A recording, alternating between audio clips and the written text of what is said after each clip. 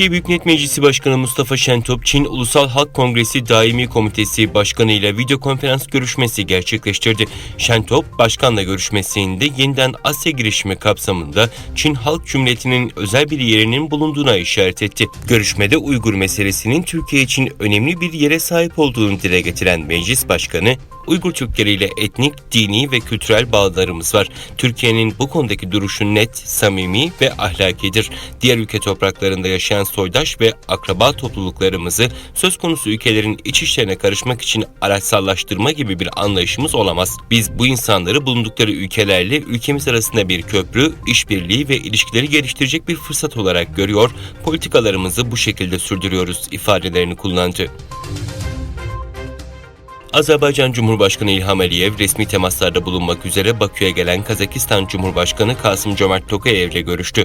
Cumhurbaşkanı Aliyev ve Tokayev, Azerbaycan ve Kazakistan arasında 2022-2026 için işbirliğinin geliştirilmesine ilişkin programa ve Azerbaycan ve Kazakistan arasındaki stratejik ilişkilerin güçlendirilmesi ve karşılıklı müttefiklik faaliyetinin derinleştirilmesine ilişkin bildiriye imza attı.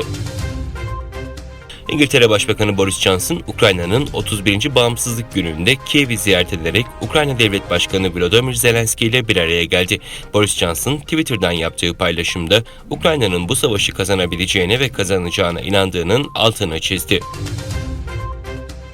Şangay İşbirliği Örgütü Savunma Bakanları toplantısı Özbekistan'ın başkenti Taşkent'te düzenlendi. Özbekistan Savunma Bakanlığı'ndan yapılan açıklamaya göre Özbekistan Savunma Bakanı Bahadır Kurbanov'un ev sahipliğindeki toplantıya Rusya Savunma Bakanı Şoygu, Çin Savunma Bakanı, Kazakistan Savunma Bakanı, Kırgızistan Savunma Bakanı, Tacikistan Savunma Bakanı, Pakistan Savunma Bakanı, Hindistan Savunma Bakanı ile gözlemci ülke Belarus'un Savunma Bakanı katıldı.